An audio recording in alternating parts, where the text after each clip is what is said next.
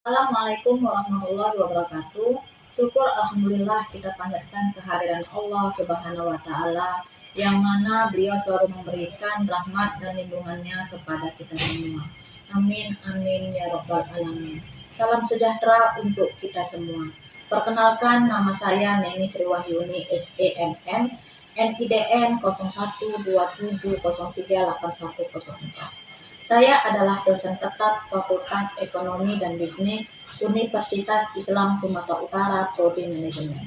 Saat ini saya sedang mengikuti proses sertifikasi dosen tahun 2026 yang diselenggarakan oleh Kemendikti-Saintek. Video ini saya buat sebagai pernyataan diri dosen dalam unjuk kerja Tridharma Perguruan Tinggi atau biasa disebut dengan PDD UKTP. Kali ini saya akan memaparkan salah satu mata kuliah yang saya ampu, yakni mata kuliah Perencanaan dan Audit SDM, di mana mata kuliah ini terdapat pada semester 7 Prodi semester ganjil yang berbobot 3 SKS. Mata kuliah ini merupakan mata kuliah wajib konsentrasi manajemen sumber daya manusia. Metode pembelajaran dalam mata kuliah Perencanaan dan Audit SDM ini dilakukan secara blended learning, yaitu dilakukan secara tatap muka atau luring dan online atau daring melalui platform e-learning Wisu, yaitu sisschool.wisu.ic.id, di mana pada platform ini dosen dapat melakukan absensi mahasiswa, dapat mengupload materi, RPS, dan modul. Dan juga di platform ini, mahasiswa dapat mengunduh materi, RPS, modul, serta referensi secara online maupun secara real-time. Di mata kuliah ini, metode pembelajaran yang saya lakukan juga secara interaktif melalui studi kasus dan juga analisis terhadap pengalaman-pengalaman di lapangan. Deskripsi mata kuliah Perencanaan dan Audit SDM ini adalah membahas tentang konsep, prinsip, dan teknik dalam merencanakan kebutuhan SDM secara strategis serta melakukan audit terhadap fungsi-fungsi SDM di organisasi. Materi ini juga mencakup tentang analisis kebutuhan SDM, peramalan tenaga kerja, penyusunan rencana SDM, metode audit SDM, pengumpulan dan analisis data audit, serta penyusunan laporan dan rekomendasi perbaikan. Melalui pembelajaran ini juga, mahasiswa diharapkan mampu merancang dokumen perencanaan SDM yang selaras dengan strategi organisasi, melakukan audit SDM secara profesional, dan menjaga integritas serta kerahasiaan informasi. Adapun CPA dari mata kuliah ini adalah 1. Mampu menjelaskan dan menganalisis konsep, prinsip, dan metode perencanaan SDM serta teknik audit SDM dalam organisasi. 2. Mampu mengidentifikasi permasalahan perencanaan SDM, menyusun strategi perbaikan, dan memberikan rekomendasi berbasis data hasil audit SDM. 3. Mampu merencanakan, mengimplementasikan, dan mengevaluasi kebijakan atau sistem manajemen untuk meningkatkan kinerja organisasi. 4. Memiliki integritas, etika profesional, dan tanggung jawab sosial dalam pengambilan keputusan manajerial.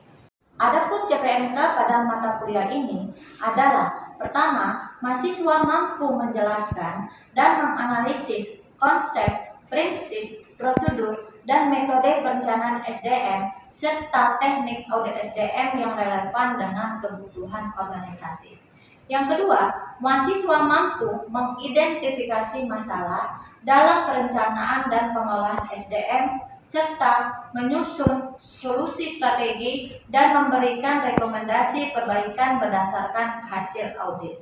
Yang ketiga, mahasiswa mampu merancang dokumen perencanaan SDM yang selaras dengan strategi organisasi dan mampu menyusun laporan audit SDM secara sistematis dan akuntabel. Yang keempat, mahasiswa mampu menunjukkan sikap profesional, objektif, berintegritas, dan menjaga kerahasiaan informasi selama proses perencanaan dan audit SDM. Kemudian, sub CPNK pada mata kuliah ini, yang pertama, mahasiswa mampu menjelaskan konsep dasar, ruang lingkup, dan tujuan perencanaan SDM serta kaitannya dengan strategi organisasi. Yang kedua, mahasiswa mampu mengidentifikasi faktor internal dan eksternal yang mempengaruhi daripada perencanaan SDM dalam organisasi.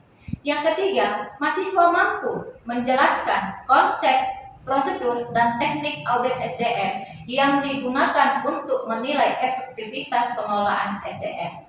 Yang keempat, mampu menganalisis hasil audit SDM dan mengidentifikasi area perbaikan dalam manajemen sumber daya manusia.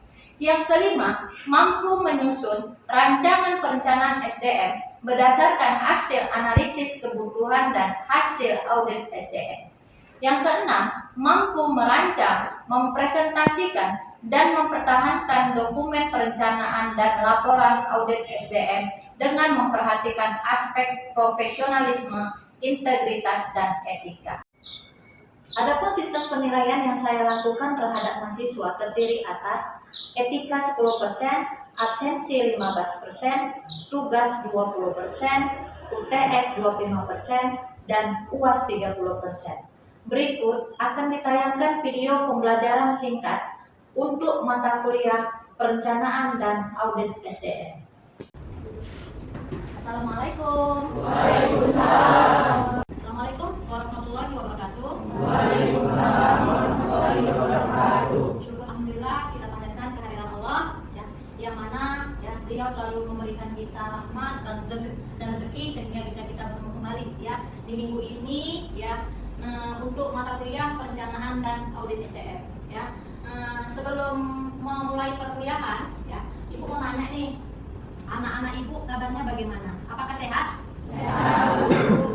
Kita sambut dengan pagi dengan suatu keceriaan dan semangat yang lebih hebat ya. Baiklah, sebelum kita memulai perkuliahan ya, untuk mencari keberkahan ya di sepanjang hari ini dan untuk kedepannya, marilah sama-sama kita berdoa ya untuk supaya langkah kita ke depan ini di hari ini membawakan keberkahan ya. Oke, doanya kita mulai.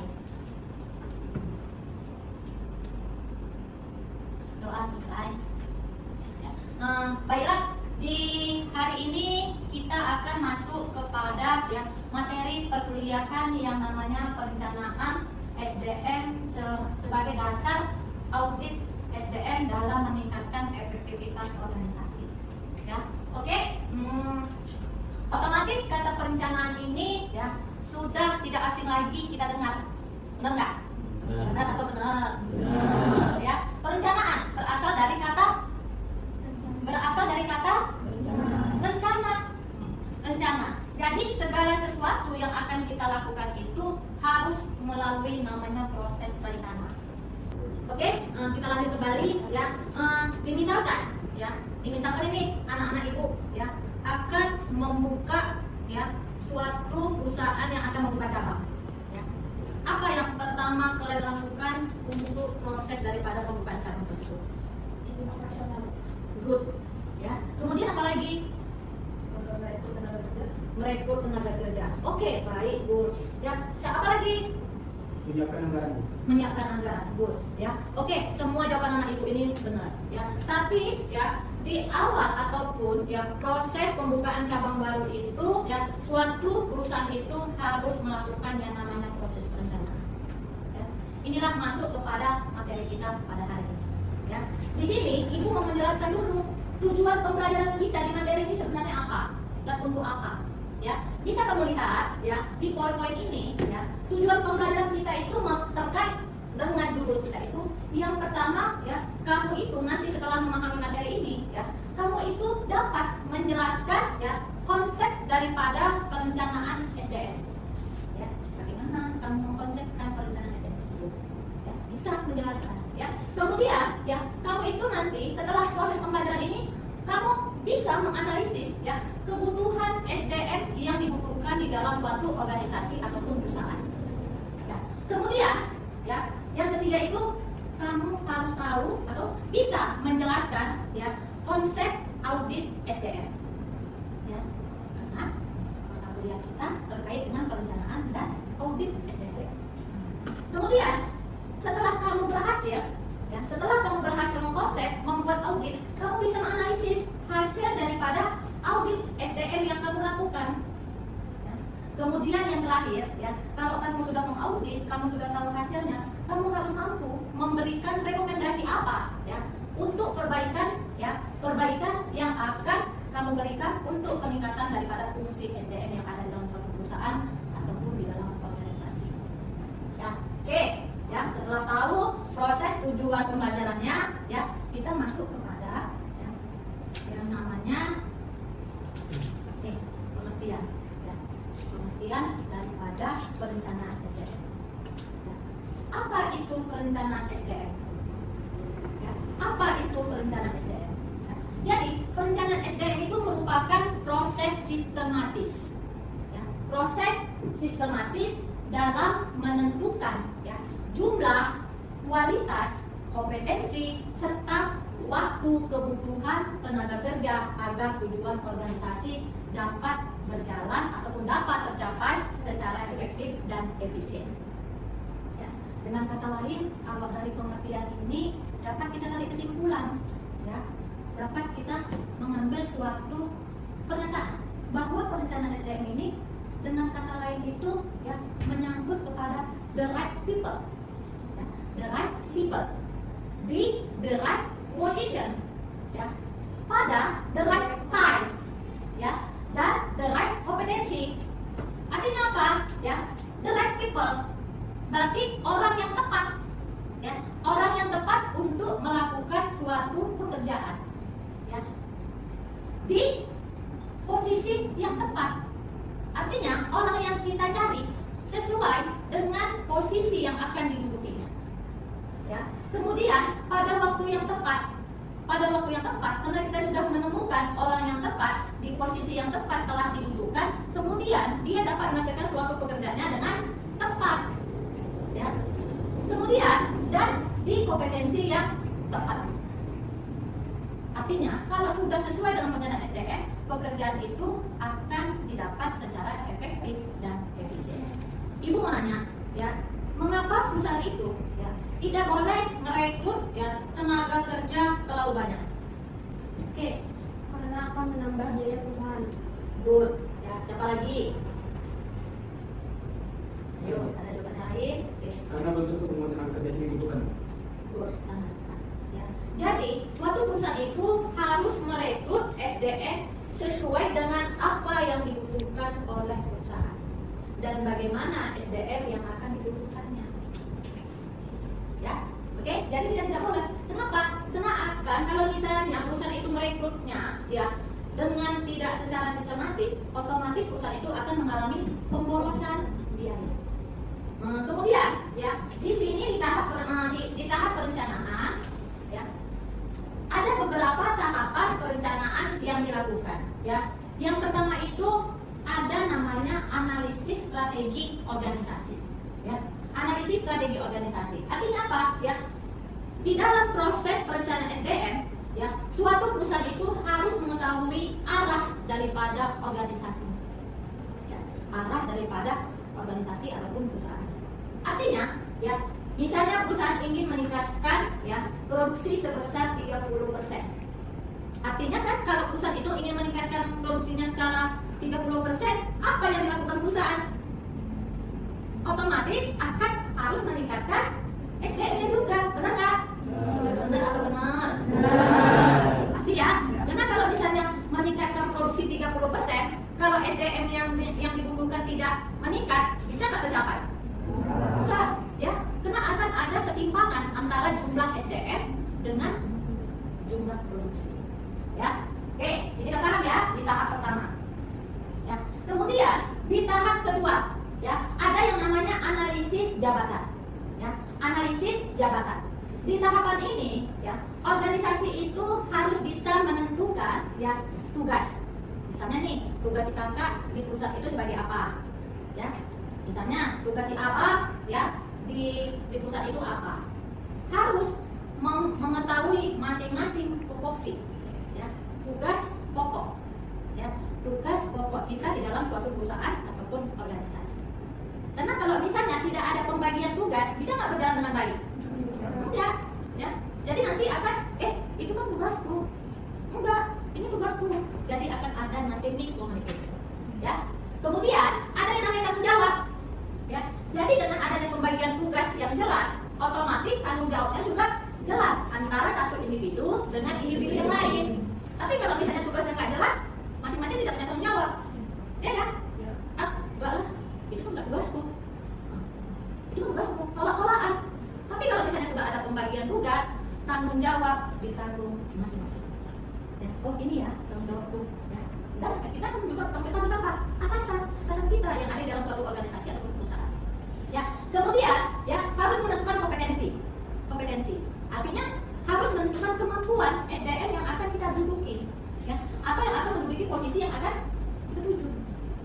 Ya, kemudian pendidikan, ya, pendidikan ini ya merupakan level, ya, dimana kalau misalnya ya apakah mungkin kalau dia pendidikannya selevel sekolah dasar menjadi seorang manajer?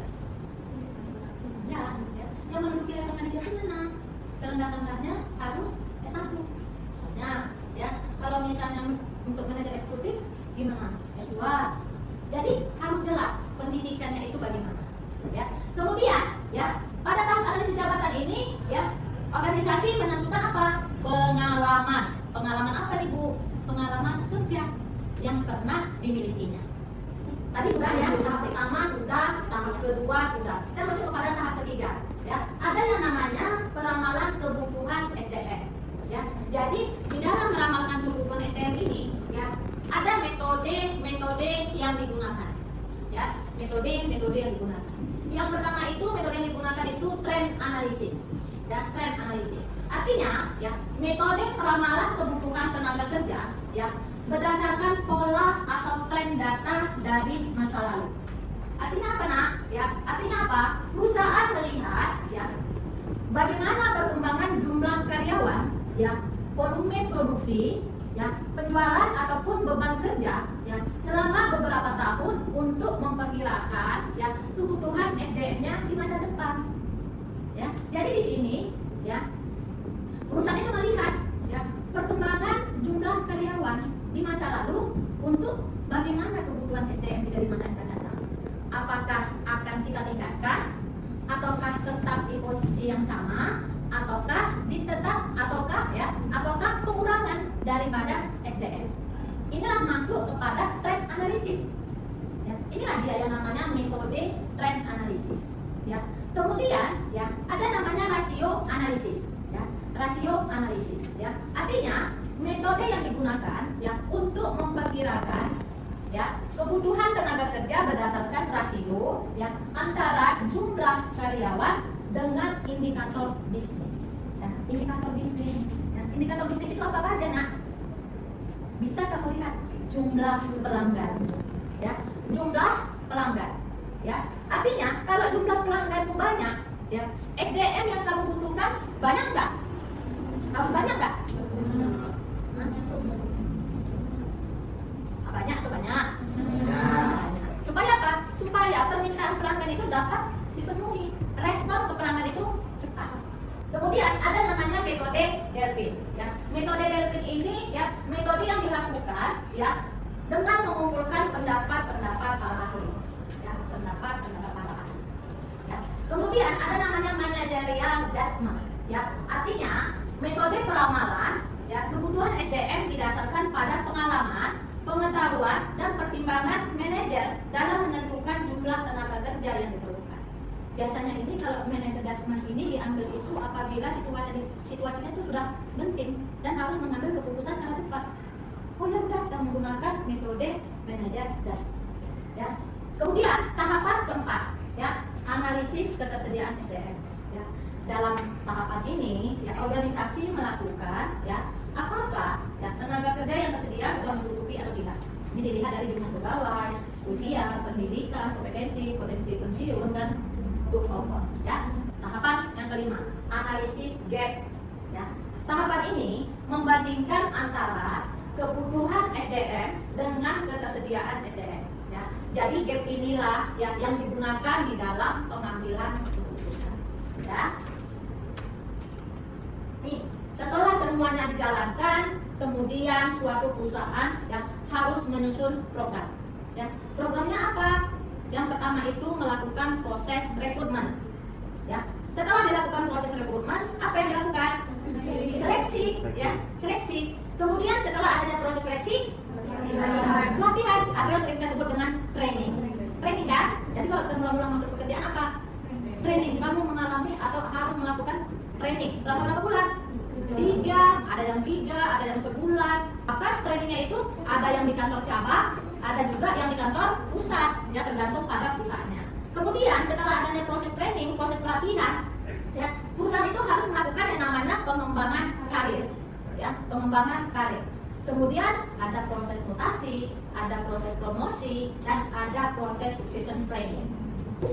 Oke, di sini, ya, di sini ibu, ya, ada membuat studi kasus, ya, studi kasus, ya, tentang ya suatu perusahaan, ya, ibu buatlah nama perusahaan itu PT Maju Bersama. PT Maju Bersama. Nanti kalau maju bersama, bukan hanya perusahaannya yang maju, tapi apa? Karyawannya, ya. Jadi PT Maju Bersama memiliki 150 karyawan. Ya. Tahun depan, ya, perusahaan akan membuka 2 cabang baru. Ya. Berdasarkan hasil analisis kebutuhan atau yang dibutuhkan, ya, diperlukan tambahan 30 orang.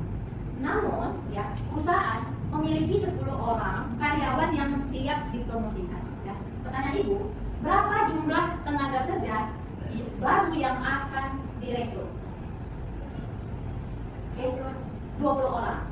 Good. Bagaimana ibu? 30 dikurang 10.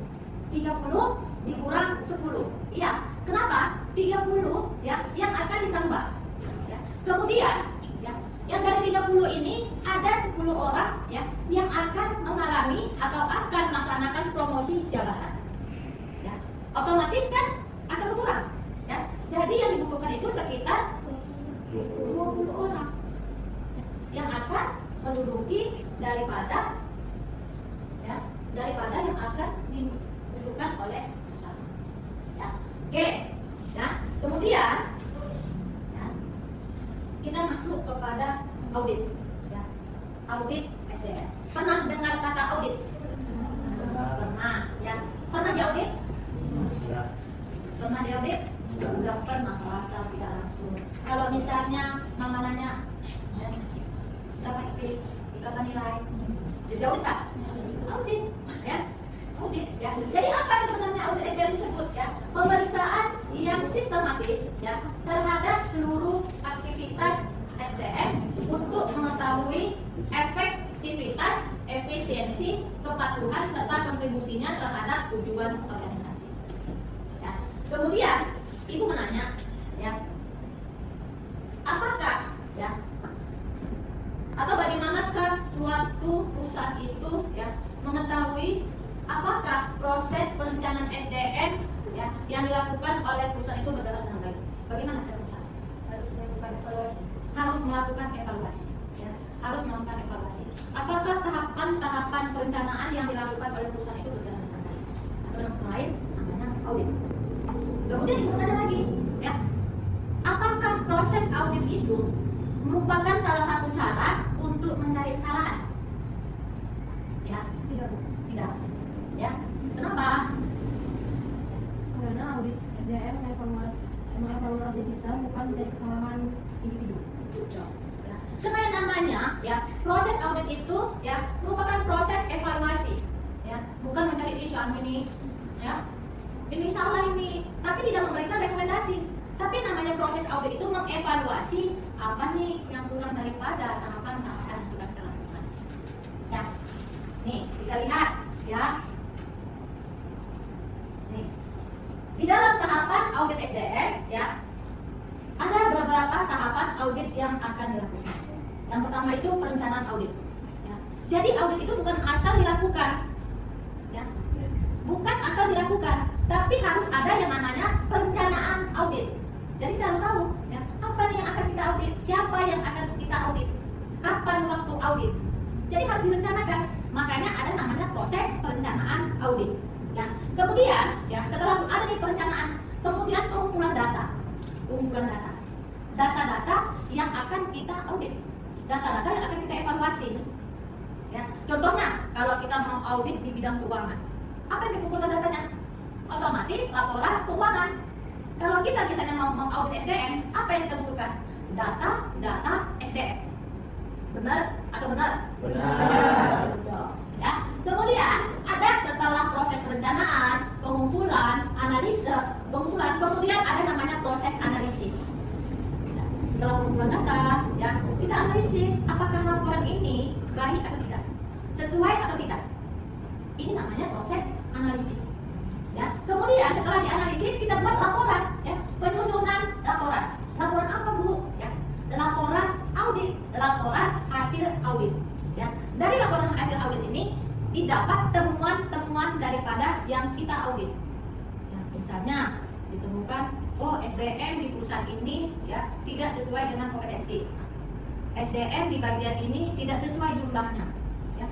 Jadi dengan adanya temuan-temuan kita buat yang namanya laporan hasil audit. Ya. Kemudian setelah adanya penyusunan laporan, setelah laporan selesai, ya kita memberikan rekomendasi. Rekomendasi itu apa? Masukan atau saran-saran yang kita berikan kepada pihak perusahaan. Ya. Makanya kita sebagai tim auditor kita harus bisa memberikan rekomendasi yang baik terhadap perbaikan suatu perusahaan. Ya. Saran-saran, masukan-masukan apa yang terbaik yang akan dilakukan oleh suatu perusahaan. Ya. Kemudian adanya tindak lanjut. Ya. Tindak lanjut ini siapa yang melakukan? Auditor atau pihak perusahaan? Pihak perusahaan. Good job Bang. Tindak lanjut ya. Jadi pihak perusahaan yang melakukan. Jadi setelahnya ada rekomendasi, saran-saran diberikan oleh pihak tim auditor, ya perusahaan itu melakukan tindak lanjut untuk perbaikan yang diberikan oleh tim auditor. Ya, inilah tahapan daripada audit SDM. Penyebabnya tadi mungkin ya ketidaksesuaian antara yang diinginkan oleh perusahaan dengan SDM. Ya. Kemudian untuk mengatasi hal ini, apa yang saudara lakukan? Sampai di sini ada yang mau bertanya? Ya, kalau tidak ada yang mau bertanya, ibu ada nih pertanyaan. Sebelum kita akhiri perkuliahan ini, ya, mengapa perencanaan SDM itu harus dilakukan sebelum terlebih dahulu, ya, melakukan audit SDM? Ini menjawab Bu. Karena audit SDM direncanakan untuk mengevaluasi apakah perencanaan SDM yang telah dibuat sudah berjalan dengan sangat baik. Harus kita sebelum audit itu kita tahu apakah proses perencanaan kita itu berjalan dengan baik atau tidak. Ya, oke. Nih, jadi bisa kita ambil kesimpulan ya, perencanaan SDM menentukan arah pengelolaan SDM ya. Sedangkan audit SDM itu memastikan seluruh proses ya tersebut telah berjalan dengan baik ya, secara efektif, efisien dan memberikan kontribusi terhadap pencapaian tujuan daripada organisasi. Oke, sampai di sini ada yang bertanya ataukah sudah paham? Ya, baiklah.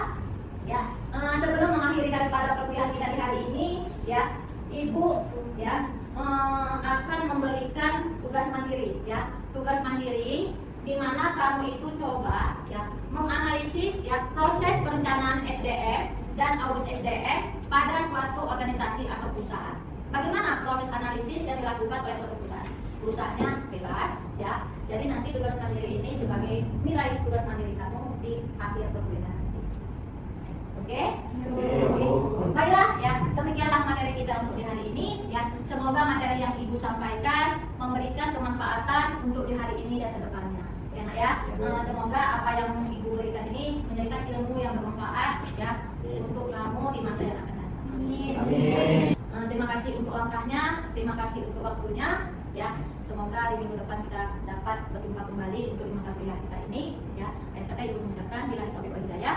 Wassalamualaikum warahmatullahi wabarakatuh. Waalaikumsalam warahmatullahi wabarakatuh.